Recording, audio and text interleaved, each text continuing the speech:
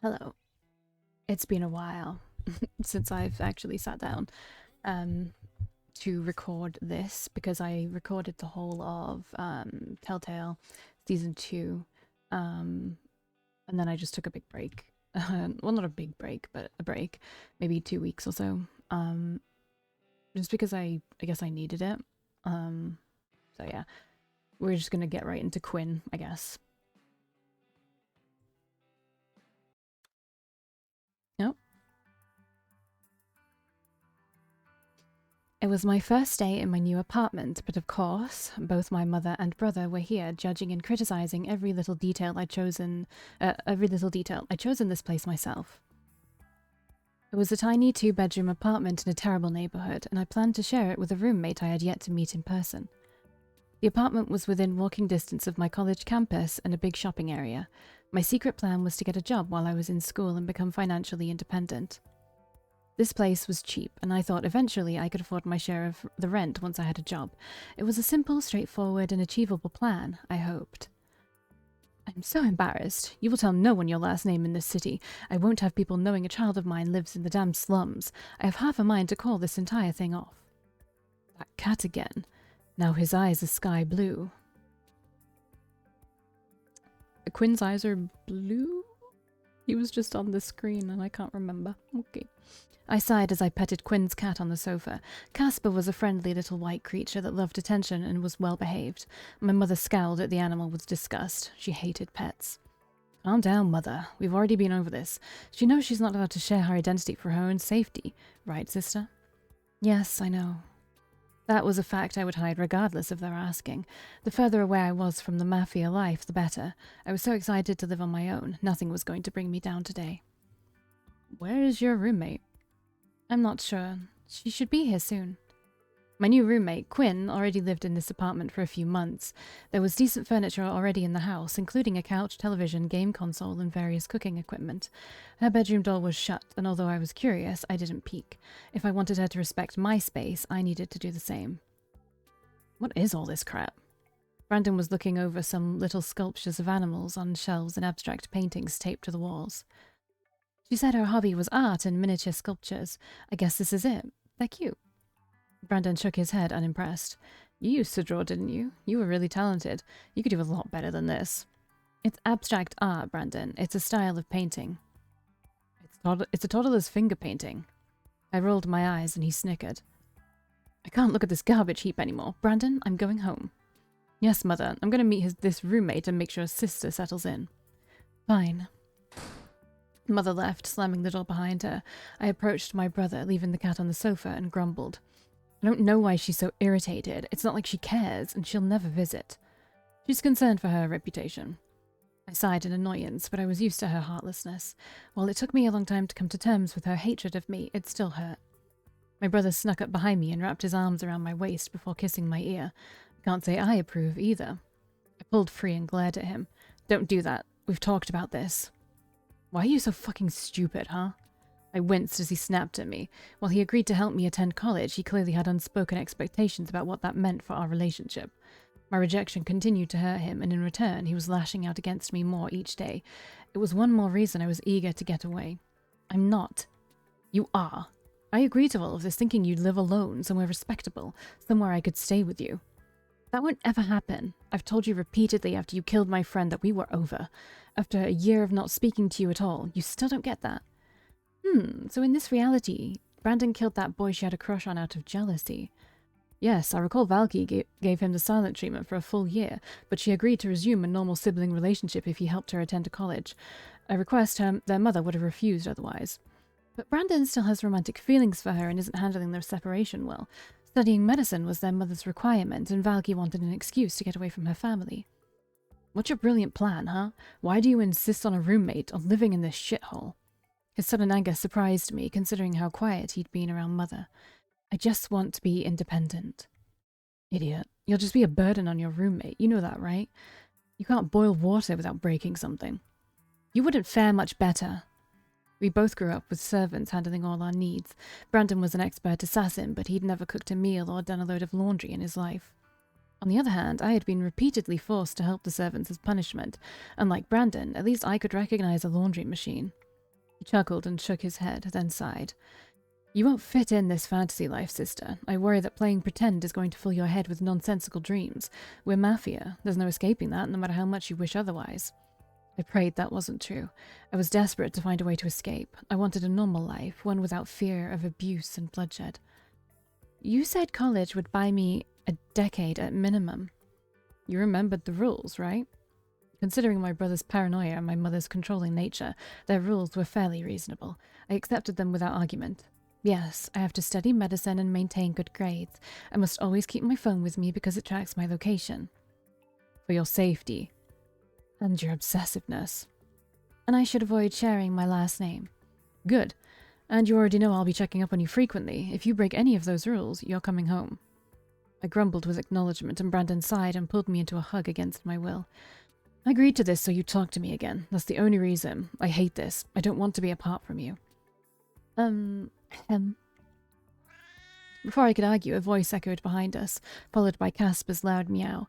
I jumped at the sound and Brandon reluctantly released me, turning to face the intruder. Brandon scowled. You didn't knock. Sorry? Do you knock when you come home? You must be Quinn. Hi, I'm Valkii. Sorry about this. Quinn laughed and shook my hand, then walked over to pet the white cat mewing for attention. No worries. I don't mind if your boyfriend visits. Nice to finally meet you, hon. I heard Brandon chuckle behind me. He stepped forward and wrapped an arm around my shoulder, then leaned and whispered in my ear. Boyfriend, I like the sound of that. I shoved him off with a quiet curse. He stepped forward and shook Quinn's hand. I'm Brandon, her brother. Oh, sorry. Foot meets mouth. Hello. And you are? Quinn tilted her head and blinked briefly. She just said, I'm Quinn. Quinn who? Quinn Deirdre. Deirdre? I don't know how to say that one, sorry. Brandon clicked his tongue and folded his arms, and my nervousness spiked. I had no idea what he was doing. See? Lies aren't a good way to start a friendship, Quinn Deirdre. The fuck? I looked into your background. You simply don't exist. Quinn looked pissed, which stunned me until I recalled she didn't know who or how dangerous my brother was. I was about to step between them and break them up, but Quinn quickly retorted. And my background is your business how? Because you're living with my sister. So you can explain yourself, or I can. Brandon. He paused at my interjection. I knew his next words would be a violent threat if I didn't interfere. Or I can take my sister home. Quinn looked at me with a scowl and a raised brow. I'm sorry, I had no idea he was going to do this. Quinn sighed and thought for a few moments before speaking. Quinn is a nickname. My real name is Noah Quentin Deirdre. Oh wow, I had no idea that wasn't his real name. I feel like we knew him so well already. Humans like their secrets. Noah? Who names a girl Noah? No one, you fuckwit. I was born with a... My brother blinked in silence for a moment. I wasn't sure if Quinn's insult or gender revelation was the reason. I noticed Quinn watching me curiously. Brandon shook the thought off, then immediately pulled out his cell phone and started typing. I sighed with frustration, grabbed his shoulder and pulled him aside. You're done embarrassing me. Get out. I'm running his background. Unless it turns out he's a serial killer, I don't care. Get out. Please, not another one. We are already past coincidence at this point. I can't say it would shock me. I'm not letting you live with someone who hasn't been verified. You're too naive about the kind of people that exist in this world. Damn it, Brandon. If you ruin this for me, I will stop speaking to you again. Brandon paused, pocketed his phone, and looked me straight in the eyes with rage. Fine. But don't you dare pull that card on me again. We made a deal. I'll text you what I find. And by the way, every time you don't respond to me, I will come here in person. Fine. Brandon's rage fell into melancholy, but he nodded and straightened his tie before turning back to my roommate. He pulled out a folded slip of paper from his vest pocket and handed it to Quinn. Apologies for the misidentification, and thank you for your cooperation. This is my cell number. Please don't hesitate to contact me should anything happen to my sister. Sure. If that's what she wants, I will. He raised a brow at Quinn's condition, but didn't argue it. I nudged him forward, reminding him I wanted him out. Yes, I'm going. Good night, sis. Call me if there are any issues. I'll always come when you call, I promise. He gave me a sad smile and brushed his fingers through my hair before he finally left. I closed the door, locked it, and slumped against it with a relieved sigh. Quinn glanced at me, then the paper, then at the closed door. He looked quite confused. I'm usually good about reading people, but I have no fucking clue about him. I'll keep this, but I promise I'll only use it in emergencies. I'm really sorry about him. I could see you were uncomfortable. Don't worry, I won't hold him against you. Thanks. I'm also really sorry. I thought you were a girl. I told him that, which probably caused this entire mess. Quinn laughed and shook his head while pocketing the paper. Caspar, now bored from the lack of attention, curled up in a ball on the sofa to sleep. He nodded towards the kitchen and I followed. I hadn't even noticed he was carrying a small tote bag filled with groceries. He began unpacking them on the counter. I sat on a stool in front of the island. Any food allergies or restrictions? I thought I'd cook tonight for us. I'm sure you're exhausted from the move. I have gluten-free pasta if you prefer. No food restrictions. Great, same here. That makes things easy. I'm not much of a cook, but I can make the basics. Spaghetti okay? I watched observantly as Quinn boiled water and started cooking some meat, hoping I could learn a few things from him. While he cooked, he resumed our earlier conversation. As for the gender thing, it's a non-issue. I'm actually gender fluid, so any pronouns are fine with me. I don't have a preference. Really? I don't mind. Really. I can't expect people to change their language based on my, moods, I guess. Honestly, I find they and them a little awkward. I also work around a lot of old-fashioned people. I just let them assume whatever and go along with it. Trust me, I do not want to have those conversations at work. This is just easier. But like I said, which I realize was kind of vulgar. Sorry, I was born male. Most of my friends use he, so that's fine. Okay, if you're sure. I am, and I really appreciate you both not making a big deal about it. Your brother gave me an odd look, but I could see it didn't bother you at all. That means a lot to me. Quinn gave me a cute smile, and I couldn't help but smile back. I already felt comfortable around him, and I felt like he had a gentle, caring spirit. What kind of work do you do? I'm training to become a full-time geriatric social worker. I just completed the licensing exam before I moved here. I still need to earn some certifications, and I'm in an internship right now. After another couple of years, I should be working on my own. Oh, that's amazing. I didn't even know that was a job. Yeah, most don't. Neither did I until a few years ago, but I'm just interning right now, which is mostly paperwork, observing, and coffee fetching. Ah, bummer. You mentioned you're starting college. What are you studying? I'm just an undergrad right now, but I'll be studying medicine. That's awesome. The place I work employs a lot of doctors. It'd be wild if we ended up working together, huh? Whoa, could that happen? Technically, yeah. Depends on what you specialize in and all that. Of course. Do you know? No, I haven't decided. I've never considered something like Quinn was suggesting. Working with the elderly and families seemed like a safe and fulfilling job, quite a contrast to tending to victims of violence I would see daily at home. I mean, yes, but it's a very hard job mentally. For the first time, the prospect of being a doctor didn't feel like a dreadful fate. Understandable. You have plenty of time to figure that out. Oh, before I forget, you mentioned before that you were job hunting. Did you find anything? No, not yet. I'm still looking. Thought so.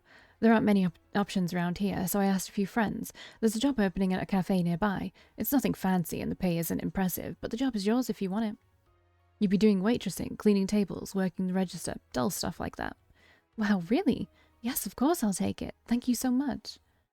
Is it weird that she always works at that cafe? No, the cluster we're exploring is a collection of variations of the same base reality, so it's to be expected she would have the same living quarters, job, school, finances, family, etc. These things will vary if we explore other clusters. We talked about the cafe in more detail as Quinn finished cooking. Then we moved to the little dining table next to the kitchen and started eating the meal. It was much simpler than the professional dishes I had at home, but the flavor was good. I noticed you don't have very much here. Will there be a delivery with the rest of your stuff? Oh no, I didn't bring much. I know my bedroom will look kind of pathetic, sorry about that, but I'll keep my door closed so no one will see it. Huh? Pathetic? Yeah, I don't have a bed frame or anything. My relationship with my family is kind of complicated. I want to be independent, so... Oh, hun, trust me, I get it. I started out much worse than you. There's nothing to be embarrassed about. I bet I can get you a pallet for your bed. I have a friend who works in a warehouse and they have millions of them. A pallet? Yeah, one of those wooden platforms they use for forklifts. It'll lift your mattress off the floor a little so it's easier to get up, and it'll give you a little storage beneath the bed. The bedrooms here are stupidly small. My teary eyes caught Quinn off guard, and he froze with a panicked look. I laughed awkwardly as I wiped my eyes with my sleeve. Sorry, you're just so nice to me. Quinn looked pitifully at me, jumped up from his chair, and wrapped his arms around me in a tight hug. Oh, honey, you don't even realize how nice you've been to me, too. What? You didn't even blink about my gender, mention my makeup or clothes, or my unmasculine body, or even ask about my nickname. You looked straight at me and smiled without hesitation. I could tell the thought never even occurred to you to question who I am, and that means more to me than you will ever know. I didn't understand why something so small would be so important to him, but I was glad he was happy. My brother's behavior made me nervous we'd start on bad terms, but already I felt close to Quinn. Together we cleared the table, washed the dishes, and tidied the kitchen together. Don't need those two togethers in that same sentence. Making idle chit-chat as we worked. When finished, I was going to unpack, but Quinn dragged me into the living room and flipped on the television. Caspar was nowhere to be seen. Come on, hun, you need some rest. Oh, can I play with your hair? His abrupt question surprised me, but I stuttered out an agreement. He fetched a comb and a small tin of tiny rubber bands. I moved to sit between his legs on the sofa with my back to him. Quinn carefully combed through my hair, gently working through any knots. Only Brandon had ever touched my hair before, but never to style it. Quinn's touch was gentle as he created little braids one by one. It felt nice and relaxing. Your hair is super soft and it smells really unique, in a good way. Kind of like a summer day. Her smell, there's something with her smell, isn't there? Thanks. Ooh, did I make you blush? He leaned over to see my face and I shyly looked away. He giggled. You're really pretty, Valkii, but I bet you're the kind of person who doesn't see it in yourself. You have an adorable smile, too. I felt my cheeks flush further. I was at a loss for words. No one but Brandon had ever given me any sort of compliment, and I wasn't sure how to respond. I should warn you, I'm not shy. Basically the opposite. I party a lot and I mess around too. Nothing serious. Not that I'm against anything serious. Something serious might be kind of nice for once. Something serious? Yeah, because I think I have a bit of a crush on you. We just met us, dude. But I guess, there is something you feel sometimes when you're near people that you like meet and you're just like, I don't know what it is, but like there's something here and it doesn't make any sense. Like I think of myself as quite like a logical person. I'm not like spiritual or anything like that. So I can't be like, oh, this is fate or something, right? But there's one specific one that comes to mind. There's a couple, but one specific one that was probably the most recent, which was a really long time ago, by the way, where I went somewhere and there was a bunch of people around this long table and I locked eyes with this person and they weren't even necessarily like stereotypically good looking, right?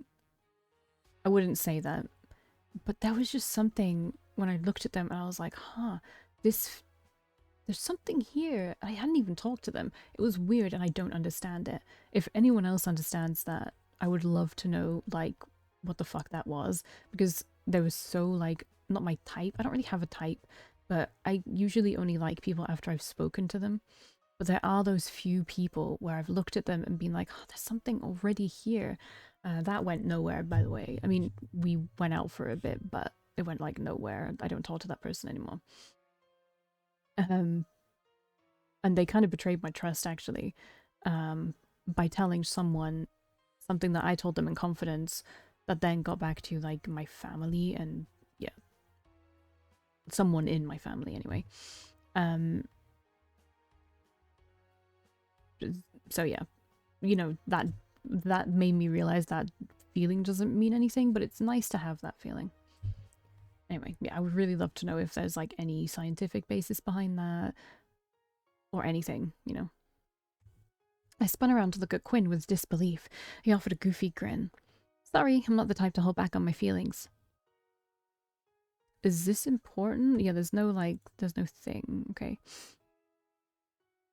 Let's get rid of Brandon, shall we? This is all really new to me. I've never had a relationship before. Really? None at all? Wow. I don't know if I should either. Why not? How was I supposed to answer that? I couldn't tell Quinn about my family, my twisted relationship with Brandon, or how being close to me could put his life in jeopardy. Quinn interpreted my hesitation as insecurity and nervousness, and he smiled as he resumed braiding. How about we just see what happens and have some fun? There's no need to slap a label on us. Whatever happens, happens, even if it's nothing. His words lifted a huge weight from my shoulders. I like that idea. Yeah? Me too. His arms wrapped around my stomach and he gave me a hug from behind. This okay? I nodded as he rested his chin on my shoulder with a content sigh, arms still around me. I relaxed against his chest. Something was calming and soothing about Quinn's nature. I felt safe to be myself and not frantically scrambling to behave as others expected or pushed to fill a role I didn't want. Everything with him just felt natural and peaceful. Oh my god, none of this is going to end well, is it? How about a first date? Would that be too much? I cringed at the memory of my very first date and the bloodshed that followed. Since my back was to Quinn, he didn't notice. I know a couple of parties happening this weekend. Drinking, dancing, whatever we feel like doing. What you think? Well, I don't think we should go. But we should go. There was a lot I needed to do to prepare for next week, but the idea of a normal party with normal people was both exciting and nerve-wracking. This is what I escaped my family for, these new simple life experiences, to make friends, to have fun, and to find my real self. I haven't been to a normal party before. It was true. I attended criminal social events and business meetings. Those were anything but normal. Big birthday parties never happened for me. I didn't attend public school for long enough to make friends. Damn, you really were sheltered, huh? No big deal, though. I'll be with you the entire time, and we can leave if things get too intense. Really? I wouldn't want to ruin your fun. Parties around here a dime a dozen. Hell, on long holidays, I'll hop between half a dozen over a weekend. Wow, that's a lot. My brother said this was one of the top med schools on the East Coast. I didn't expect they'd have such a big party scene. You kidding? The people who work the hardest play the hardest, you know. Okay, where are we going? We got a choice. There's a house party going on at a mansion outside downtown. They throw regular parties, so lots of people I know will be there, including a guy who works at Cafe Luna. That place may be kinda intense for you, though. It'll be super crowded, lots of drugs, sex, and obnoxious music. Quinn laughed as I blushed. Other option is a club downtown. It's reopening after a big renovation. It'll be crowded, but tamer. Probably nothing harder than alcohol, right? Doubt I'll know anyone there since the house party is going on. That's a mistake I find I make sometimes as well. When writing is instead of like the or something like that, I'll accidentally put to, and I don't know why. Which one should we This is important as well. Am I just misremembering? Should we go meet Julian or should we go? Let's go to the Renovator Club. Never been there. I think it would be more fun if it was just the two of us. Quinn grinned wickedly at me and ran his fingertips down the length of my arm. It's just the two of us right now. I laughed at his tease while playfully pushing his hand away before facing him on the couch. I mean, meeting a lot of new people right now might be a bit much, especially if it's that kind of risque environment. Club it is then. The week passed quickly, and before I knew it, Saturday arrived. Quinn helped with my clothes and makeup. When we arrived, there was a line, but women were prioritized in getting in for free.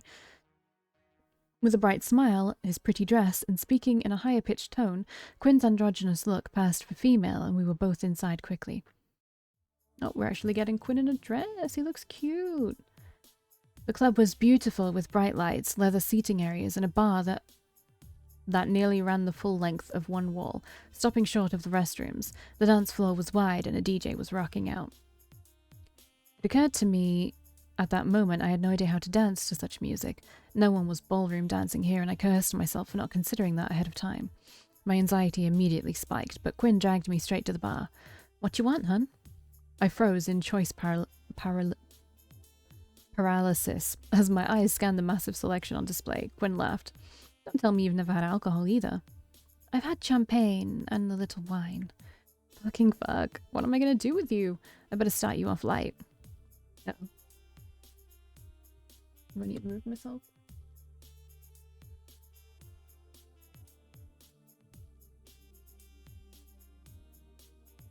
We sat at the bar as Quinn ordered himself a large beer and a strawberry daiquiri for me. While the bartender made our orders, I noticed a tall red-haired man watching us at the end of the bar. I awkwardly waved, and he waved back with a handsome smile. The bartender delivered our drinks, and Quinn watched curiously as I took my first sip. I appreciated the sweetness of the drink covering the bitter alcoholic taste. It's good. Awesome. Have some water between each drink. We'll order some food later. I don't want to drag you home wasted. We finished our drinks, and Quinn dragged me out onto the dance floor.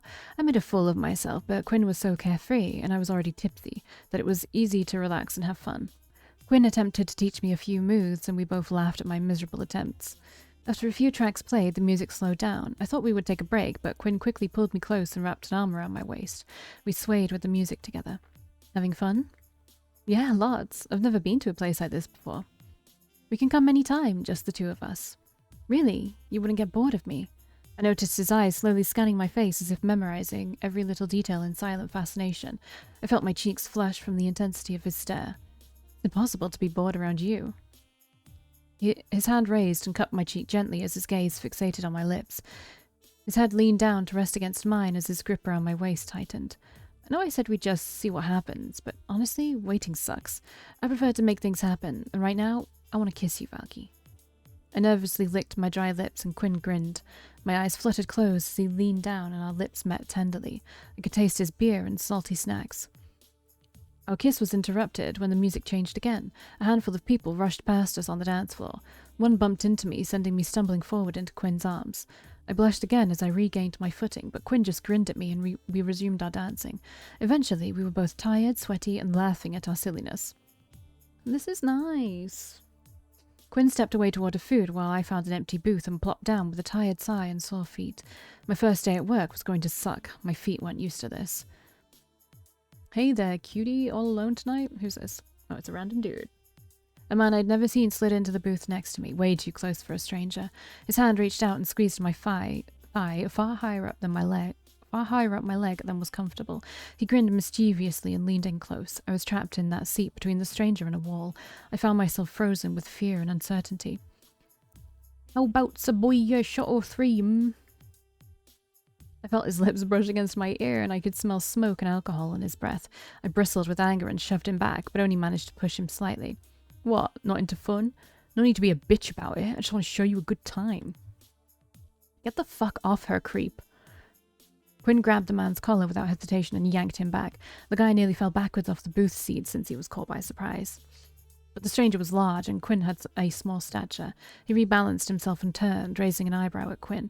Chill out, missy. You can join in on the fun. He'd assumed Quinn was female, which wasn't surprising. Quinn slowly smirked at him and swayed his hips as he got closer to the man. The flirtatious look on his face surprised me. I had no idea what he was doing. Oh, well, if that's the case, sugar, maybe we can have a bit of fun. The pushy man grinned and rested his big hand on Quinn's hip, encouraging him closer. Quinn grinned, grabbed the man's other hand and shoved it between his legs, using it to massage his privates. The guy hesitated for a moment, then jumped up with a disgusted gag while simultaneously shoving Quinn away.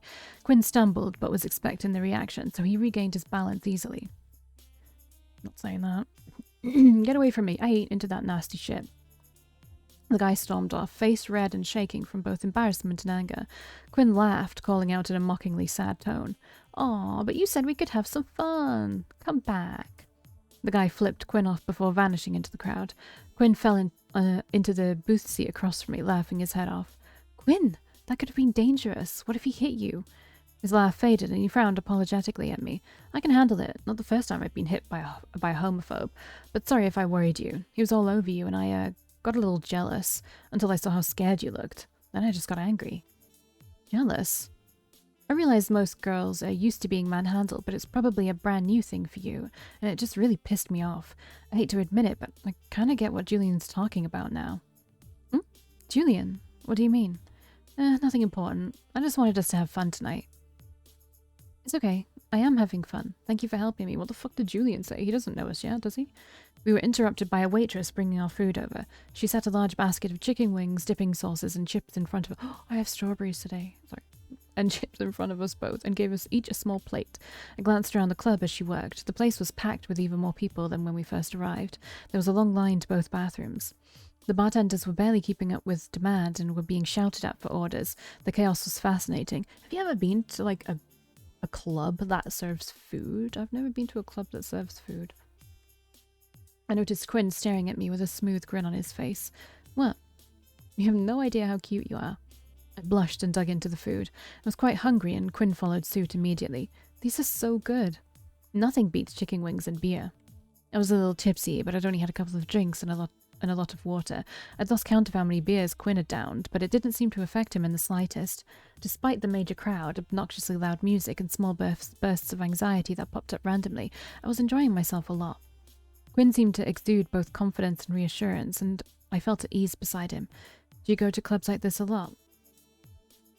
Sometimes, but I typically go to the house parties. Quinn's words trailed off slowly as his eyes fixated on someone at the bar.